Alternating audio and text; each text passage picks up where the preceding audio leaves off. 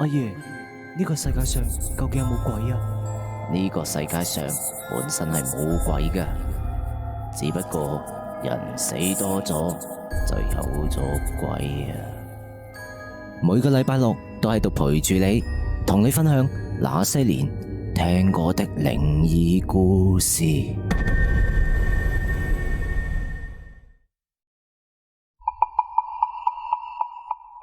歡迎大家收聽今期嘅節目。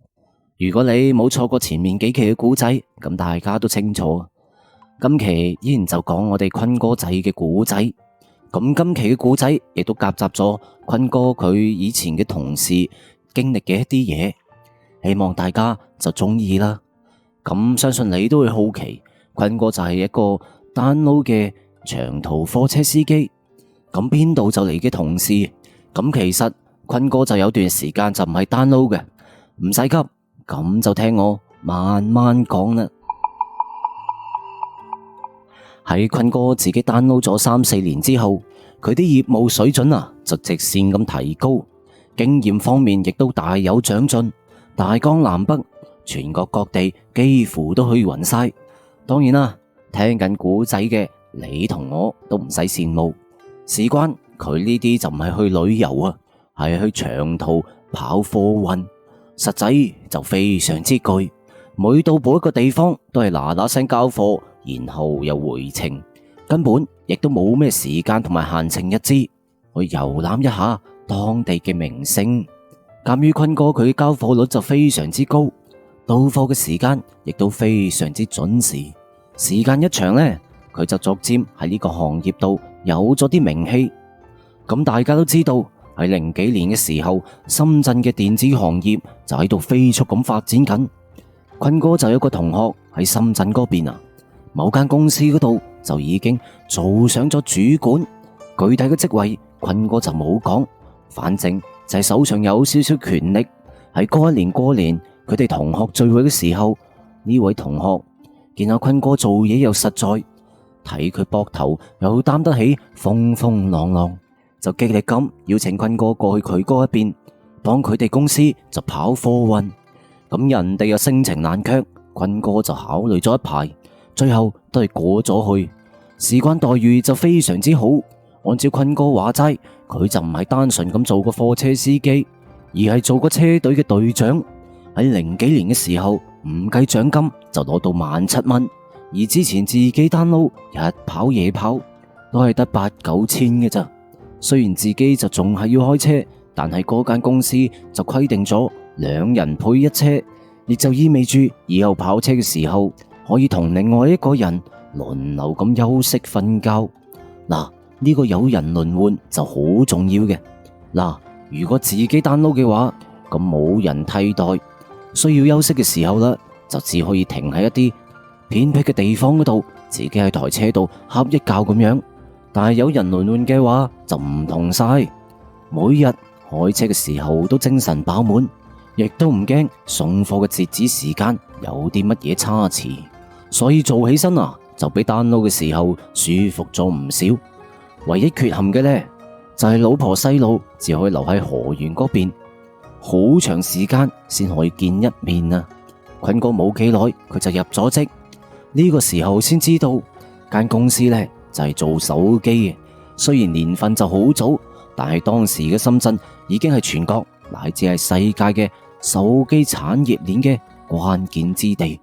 當時第一部嘅 iPhone 手機就仲未面世，智能手機嘅時代仲未開啟，但係直板嘅手機就已經好多人都買得起，成個行業發展就蓬勃得好犀利。嗰一間公司雖然就做手機，不過都係啲廉價低端嘅產品，按照依家嘅話嚟講就係山寨機，技術嘅含量就並唔多，但係都算係有自己嘅品牌。嗱，千祈就唔好好奇點解山寨機都仲有市場。當時國際上面嘅大品牌，例如諾基亞、三星西門子、索尼、愛立信同埋摩托羅拉呢啲，其實已經進入咗內地嘅市場，甚至佢哋嘅價格隨住技術嘅發展都已經內捲咗起身。但係對於當時嘅中國人收入嚟講，價錢仲係非常之貴啊！咁內地仲有好多人負擔唔起呢啲品牌手機嘅支出。咁當時嘅手機功能一般就係打電話，或者頂多就聽歌，而國產嘅手機亦都帶住呢啲功能嘅。咁老百姓一般都係睇餸食飯噶，所以喺廣貿嘅內地市場，呢啲咁嘅國產手機、山寨手機亦都係非常之有前景。坤哥自己就話齋，佢喺嗰間公司就撈咗3年，呢3年佢喺路上嘅里程數可能就係佢自己 download 嘅3-4倍，等於10年左右啊！嗱，講完前面嘅背景，我哋又翻故事入邊。坤哥入職咗之後，發現自己個車隊就有8-9個人，公司名下亦都有5台嘅大貨車。嗰一間公司喺廠房嗰度就有宿舍嘅，對於出門在外嘅打工仔嚟講，就慳翻咗唔少嘅開支。坤哥入職咗之後，後邊仲有人陸續咁加入個車隊入邊，其中就有一個叫做李建國嘅，年紀大概就係35-36歲，聽人講呢，就喺鄉下嗰度揸咗成10年嘅農用3輪車，今次都係經人介紹先入到車隊入邊嘅。坤哥第一次見到佢就踎咗喺宿舍門口嗰度嚼緊2隻白雪雪嘅饅頭，對手就黑卒卒咁生晒腦枕，對眼又成日都閃閃縮縮，好似好畏懼呢度嘅環境咁樣，一睇就知道未見過幾多嘅世面。車隊嘅宿舍就喺廠房嗰邊，一排嘅紅磚平房隔成咗4-5個單間。坤哥就係隊長啊，佢就住最入邊，自己就獨立咁有一張床。李建國嚟咗之後，間房呢就住滿晒人，坤哥就幫佢安排咗一個靠窗嘅上鋪啊，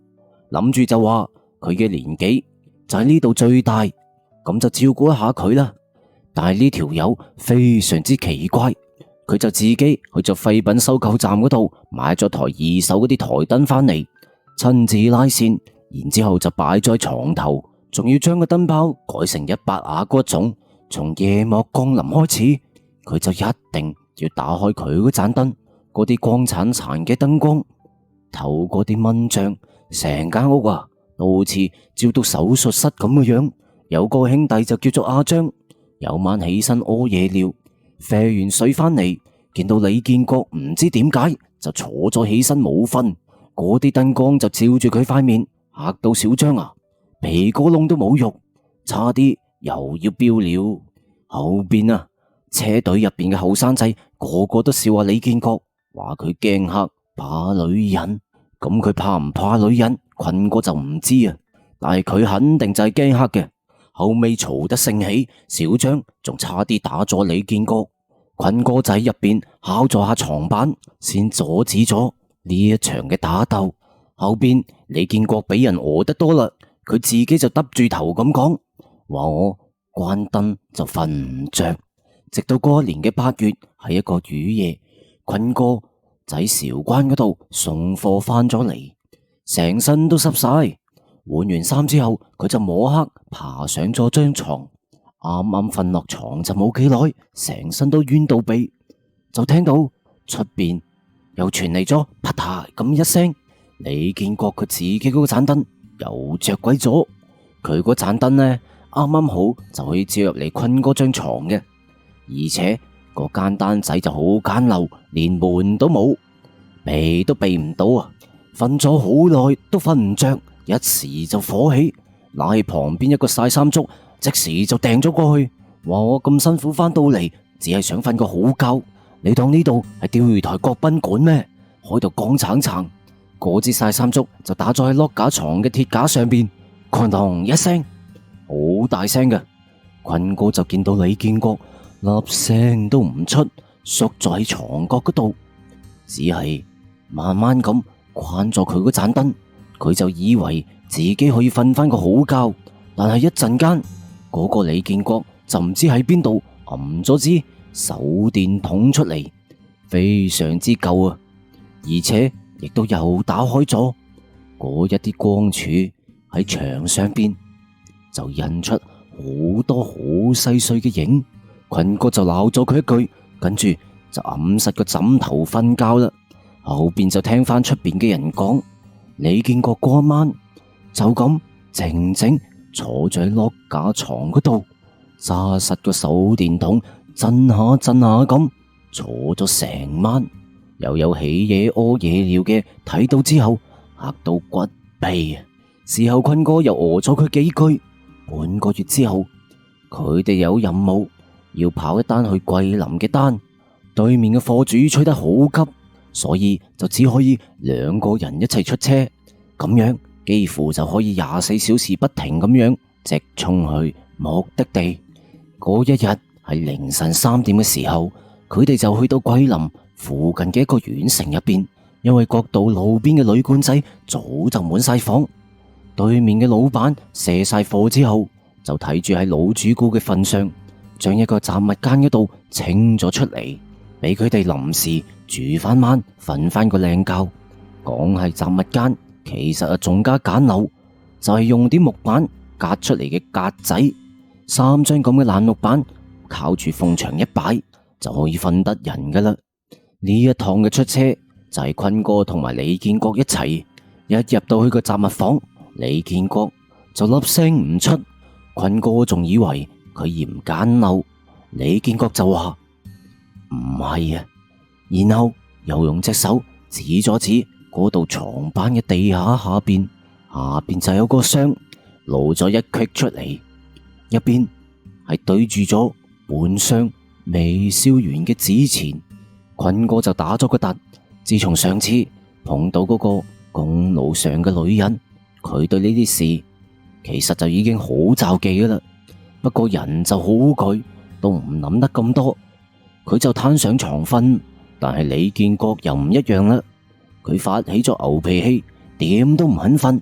一直就企實喺個雜物間嘅中間位，咁有個人咁企住，坤哥又點瞓得着啊？佢就行埋去，一腳踢過去，問下李建國，話你搞緊乜鬼啊？你唔瞓，我都要瞓噶。李建國唯有就死死地，亦都揾咗張床瞓咗落去。不過佢又唔知喺邊度揞咗個手電筒出嚟，比佢宿舍嘅更加細，就等於嗰啲細路仔玩嗰一種。打開咗，佢先安樂咁瞓咗落去。因為舟車勞頓，坤哥就好快瞓着咗。嗱，當時到呢個縣嘅時候，佢哋係凌晨嘅3點，而家卸晒貨住入嚟呢個雜物間，已經係到咗4點噶啦。因為好快就進入深度睡眠，坤哥以為自己就瞓咗好長時間，但實際上冇幾耐，佢就俾督尿整醒咗。佢懵懵盛盛睇咗眼手機嘅時間，上邊就顯示係5點半，其實就只係瞓咗成個零鐘頭。佢就邊起身邊擰翻轉頭，迷迷糊糊見到李建國張床紅咗，喺牆邊嗰度就踎住個黑影，嚇到佢拿手都唔成勢，直頭到想將成塊嘅床板拆落嚟，一下掉過去，嚇到鼻哥窿都冇肉，肯定就想大叫啦。但係仲未叫出聲，嗰一個俯低身唔知喺度做乜嘢嘅黑影，佢就慢慢咁轉身。佢一轉身就見到有光，係李建國揸住隻打火機喺度慢慢咁轉身。嗰啲火苗一明一暗，照到佢塊面，青色白色夾雜埋一齊，成個額頭都係汗啊！佢就震騰騰咁嗌咗聲坤哥，佢把聲就似車胎漏咗氣一樣。佢又叫坤哥睇下個窗下邊，坤哥就行咗埋去，借住打火機嘅光線，坤哥就見到牆邊嗰度好似有條好模糊嘅拖痕，從窗台一直咁延伸到自己張床嘅床腳。睇上去啊，好似有人攞2隻膝頭哥爬咗喺地下度，一路喺窗邊就爬到自己張床。窗外邊就係一條黑麻麻嘅後巷仔，有3棵嘅老槐樹，嗰啲樹枝就搭咗喺佢嘅窗台嗰度。樹影下邊就有啲月光透咗落嚟，睇到個人啊，心驚驚咁。坤哥同埋李建國就冇再出聲，兩個人默默咁關咗個窗，然之後就坐住喺木板床上邊，嘔咗成粒幾鐘先開始天光。第二日臨走嘅時候，坤哥就向老闆打聽咗下，老闆佢就話嗰一條後巷嘅盡頭就係佢哋縣殯儀館墳場啊！呢一次出車，佢哋返到咗深圳之後，可能大家就共同經歷咗啲咁嘅嘢。李建國就吞吞吐吐咁同阿坤哥講咗佢瞓覺一定要開燈嘅原因。李建國佢就係四川人，喺02年嘅時候，曾經有一段時間佢都喺四川省內跑一啲短途嘅送貨單。有一次佢就啱啱好要送貨去山區，而又落緊暴雨，當時入山嗰條路就已經山泥傾瀉，幾乎就俾啲泥土冚到實晒，又係夜晚喎，一啲辦法都冇。喺咁嘅暴雨之下，就連翻轉頭都變得非常之困難。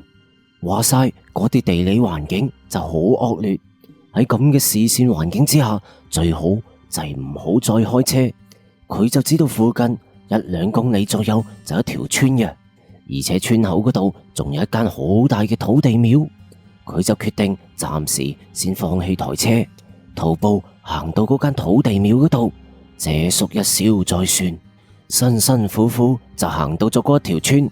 佢就揾到咗嗰一座嘅土地廟。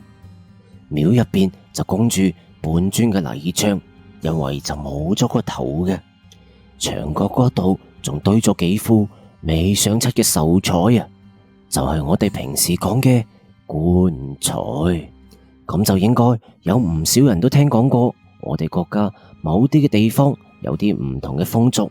例如有咁樣嘅一種，就係啲老人到咗某啲歲數，佢就需要自己準備一副棺材，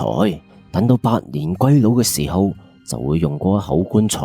送自己最後一程。甚至有啲地方呢口棺材直頭就會擺咗喺自己嘅屋企入邊。當然啦，有一啲就會擺咗喺啲公家用地入邊。咁依家睇情況，好明顯就係後者啦。當時嘅李建國仲係好大膽，佢都見怪不怪啦，喺地下嗰度執咗紮禾稈草，笠實個頭就瞓覺，好快就瞓着咗。瞓下瞓下，瞓下瞓下，瞓到下半夜，佢突然之間聽到啲棺材板喺度響緊，佢就懵成成咁撩開咗一啲禾稈草，睇咗下眼前嘅情況。佢迷迷糊糊就見到有個灰色個影慢慢咁喺間屋嘅主梁上邊爬咗落嚟，好快有隻冰涼嘅手搭咗喺佢隻手腕上邊，就係佢撩開啲禾稈草睇緊外邊情況嗰隻手啊！佢當時就覺得好似俾一台大卡車嗰一啲車轆將自己壓咗喺地面上邊，想叫又叫唔到，想喐亦都喐唔到。不過好彩嘅係嗰一晚瞓覺，唔知點解啊，佢另一隻手就插咗喺個褲袋入邊，而手指仲可以喐到。佢即時就喺個褲袋入邊撻着咗個打火機，雖然好細嘅火，但係就足夠救咗佢條命啊！個打火機首先就焫着咗佢條褲，等啲火苗竄出嚟嗰陣，嗰一個睇唔清嘅灰影，一瞬之間好似變成一條絲巾咁，捲入咗其中一個棺材入邊。李建國就執翻條命，周身都係冷汗。從嗰一次開始，李建國去到邊度啊，佢一定就要留翻一盞燈，亦都喺身上邊始終就攬翻個手電筒。嗰啲手電筒就有大有細，大嘅就唔方便，細嘅安全感又唔夠。不過有喺手上邊仲好過冇啊！坤哥佢聽完咗李建國嘅呢個故仔，後尾就安排將佢哋車隊嘅宿舍所有嘅燈全部都換晒 LED 節能燈，夠晒光猛得嚟，又唔會太刺眼。呢嗰一個之前就同李建國有個嗌霎嘅小張，後尾就喺佢哋車隊所有嘅車嘅駕駛室入邊裝咗應急燈。李建國佢都投桃報李，攞咗把紅塔山俾咗阿小張。小張佢就接咗過嚟，嘴上仲係要多餓幾句，話我唔係體恤你條老嘢，只係我出車最驚就係你半夜休息嗰陣時就打咗個手電筒，頂你個肺，照到嗰啲反光鏡全部都係影，好似後邊跟住一部鬼車咁。小張佢咁講，咁就成支車隊都笑到骨痹。時代喺度變化，時間亦都慢慢咁行走。第二年又一次出車，咁啱啱先又係坤哥同埋李建國出去，嗰一趟就係去濟南。當時就行咗喺一條好偏僻嘅省道入邊，啲夜色就黑過墨斗。嗰陣時係李建國喺度開緊車，而坤哥就喺副駕駛嗰度休息。佢就喺度諗緊幾時就有長假，返去河源一趟，同老婆仔女團聚一下。突然李建國一腳嘅剎車，如果唔係攬咗安全帶，坤哥可能都飛在車頭出邊啦。佢本身就想大鬧李建國一餐嘅，但係擰轉頭只見李建國成個人震到好似西康咁，前面冇幾遠嘅路邊有個着住白色衫嘅女人喺度向佢哋輕輕咁招手，佢嘅長髮就遮住大半邊嘅面，亦都睇唔到表情，只係見到佢隻手就輕輕咁揮下揮下，向住佢哋慢慢咁招手。喺啲咁偏僻嘅路上邊，睇到成個人都出晒冷汗。踩油門，踩油門，唔好理佢啊！坤哥把聲都變到好似啲沙子咁，隻手就將頭上嘅扶手捉到實一實，心入邊根本就冇底，亦都唔知點算啊！呢陣時感覺就好似一種本能，佢本能咁覺得呢個場景就好詭異，有種危險嘅味道。李建國嗱嗱冧又撻翻着個火，好快咁開咗過去。因為大貨車嘅起步就非常之慢，就算油門踩到足，個發動機響到咣咣聲，但係車速始終就唔係幾快。喺經過嗰個女人嘅時候，距離已經變到非常之近，坤哥根本就唔敢擘大眼，佢全程就眯實對眼，過咗一陣先敢睜開。等到心情平復咗落嚟，佢就鬧咗李建國一大輪，話呢一種咁嘅情況永遠都係唔可以停車嘅，應該一腳地板油，有幾快就飆幾快，過咗去再算。等佢鬧下鬧下，都冇過幾耐，大概就係開咗20公里度，佢又見到同樣嘅情景，又係一個白色衫嘅女人，就喺路邊度招手，連姿勢、動作，甚至連髮型都一模一樣。李建國塊面就已經嚇到青晒，額頭嗰度啲汗珠成粒波珠大細咁滾落嚟。坤哥又係合埋對眼，等到過咗嗰個女人，佢先夠膽擘翻大。今次佢睜翻開眼之後，無意之間就睇咗下後視鏡，嗰一個女人就喺黑暗入邊，依稀可見對實佢哋嘅方向，仲喺度伸住隻手揚下揚下，嚇到坤哥啲雞皮都飆晒出嚟。今次兩個人都冇再出聲，咬實牙關繼續趕路。等到嗰個女人第3次出現喺車頭燈照到嘅範圍嗰度，招緊手，李建國開始就有啲失控，佢喊晒口咁同個坤哥講：話佢唔應該停車㗎。啱先，依家呢隻嘢可能就跟上佢哋，好難擺脫㗎啦。坤哥佢周身嘅汗毛都豎晒出嚟，隻腳都控制唔到啊，不停咁喺度震緊。不過佢仲有一啲嘅理智。其實呢種情況，表叔曾經都講過嘅，佢就教佢好似上一單嘢咁，一定喺安全嘅時候就喺個車胎嗰度屙翻篤尿，最好仲係童子尿添。等到第三次經過咗嗰個女人，坤哥就等到佢消失喺後視鏡之後，嗱嗱冧就叫李建國靠邊就停車，然後就衝咗落去屙咗篤尿。等到返到台車上邊，佢又同阿李建國換咗個位，由佢嚟開車。今次就好順利，跑咗好遠，都冇再見到嗰一個女人。不過咁樣一輪驚嚇之下，佢哋就好鬼懼啊！佢哋商量咗一陣，諗住就去搵個休息區休息咗下先，再繼續開落去。點知道會唔會有啲咩意外？好唔容易就捱到咗最近嘅休息區，搵好咗個靚位就停好咗部車，又鎖實個車門，然後兩個人就好似癱咗咁，都癱咗喺個座位上面，大啖咁喘氣。坤哥就話當時佢都想扮下鎮定，安慰一下李建國，但係話到嘴邊就點都講唔出，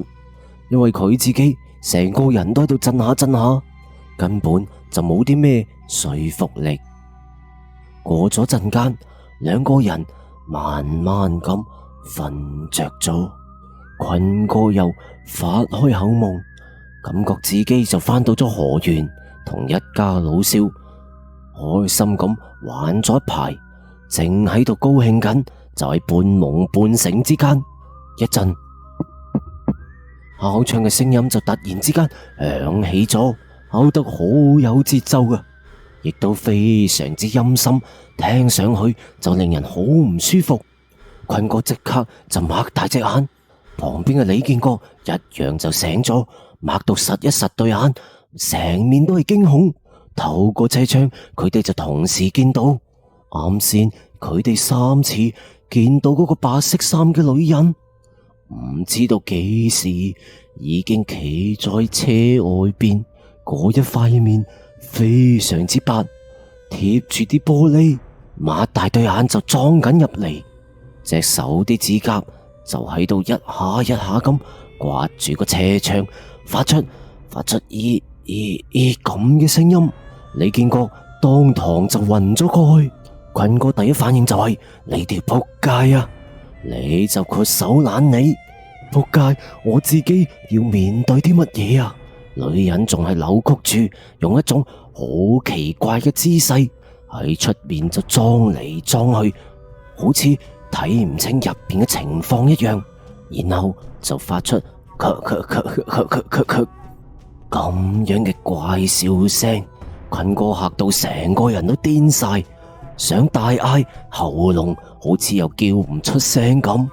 好就好在啊，啱啱好呢個時候，對面就有台大貨車，估計就停咗好長時間。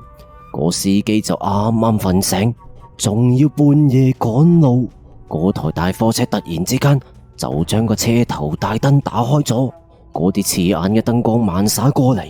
只係一瞬之間，嗰一個女人當堂就消失咗，好似從來都冇出現過一樣。對面嗰台大貨車臨走嘅時候，仲睄咗坤哥佢哋部車一眼。個司機嘅表情就好古怪。直到好多年後，坤哥講故事俾我哋聽嘅時候，佢都認為嗰一個司機其實都見到咗嗰個女人。坤哥就好感激嗰個同行，收尾佢仲記住咗台車後邊嘅車牌。可惜嘅係後邊闖南闖北咁多年，佢哋再都冇碰上。其實就好想同嗰位司機講一聲多謝嘅。好啦，坤哥嘅故仔就暫告一段落。當時講完呢個古仔嘅時候，坤哥就問過我哋一個問題，亦都係冇人解答得上嚟。佢就話人究竟係咪真係有命理之說？咁所謂命理喺傳統嘅講法就係人一生落嚟，好可能佢所遭遇嘅事，佢所得到嘅福報都已經就安排好咗嘅。但係有啲地方就話3分就天注定，7分靠打拼，兩種嘅說法亦都互相矛盾。我哋呢啲咁嘅凡夫俗子又點可以解答出嚟啊？坤哥之所以問呢個問題，就係嗰個李建國曾經同佢講過嘅一件事。喺坤哥離職嘅時候，李建國依然仲喺嗰間公司度做緊。有一次，李建國就同阿坤哥講，話佢細個嗰陣時就算過命，個算命佬當時就批佢嘅命相就好薄，雖然身體就硬朗，但係佢30歲之後年紀越大，身上嘅陰氣就越會重，所以會周不時都見到嗰啲邋遢嘢。當時李建國嗰啲姨媽姑姐都話嗰個算命佬係唔準嘅，話普通人都識講，都係啲細蚊仔容易見到啲邋遢嘢，點會年紀越大就越見到啲邋遢嘢？而且30歲到40歲之間，基本上就係一個男人身體上最健碩、陽氣最足嘅時候，從來都未聽過有算命佬好似呢一個算命佬咁掉翻轉頭嚟講。個算命佬當時就話佢唔收錢，如果以後真係遇到呢種咁嘅事，我未死嘅話，你就過嚟揾我啦。但係李建國嘅阿媽始終都係覺得嗰個算命佬就係條滾友嚟嘅，根本就冇擺喺心上邊，擰轉頭又去揾咗另外一個盲公摸骨。今次呢一個就講李建國日後就前程遠大，住洋樓養眼翻狗。咁聽完前面嘅故事，大家都知道啊，係邊個算命佬睇準晒啦。咁曾經佢自己又遭遇咗一件嘅靈異事件，後尾又同坤哥遭遇咗2單，佢就霎時之間覺得先前嗰個算命佬算得真係準啊，所以佢有一段時間就請咗長假返咗四川一趟，想揾下個算命佬睇下有冇啲解決嘅辦法，順便就將當年嗰一筆睇相嘅錢還翻俾人哋。但係離奇嘅係，當佢打聽到嗰個算命佬住喺邊度，趕到過去已經係下晝嘅傍晚時分，而嗰個算命佬個女就話佢白夜半個鐘前先斷咗氣。李建國又諗翻起個算命佬當年講嗰句，越諗就越覺得嗰一個算命佬當年就已經諗到啦，自己趕到過嚟嘅時候，佢已經不在人世，而且仲係整定嘅嗰一種。雖然李建國就冇咩文化，但係佢就思前想後，將呢件事諗咗好多次，最後又講咗俾阿坤哥聽。坤哥亦都諗唔明白呢個終極嘅問題。有人知道過去就好正常，因為人喺呢個世界上多少都會留低啲痕跡，特別係歷史嘅人物留低嘅痕跡就更加多。但係人又係點可以知道未來嘅事嘅呢？佢哋又係靠啲乜嘢推演出嚟噶？如果有人真係可以將命運推演翻出嚟，咁就係咪話人嘅一生就真係整定噶？李建國冇答案，坤哥亦都冇答案，我呢度更加就冇答案，唔知道你又有冇答案呢？今個禮拜就到呢度，下個禮拜再見。得閒多啲留言、評論、分享啦，拜拜。朋友訂閱咗未啊？期待你嘅繼續收聽。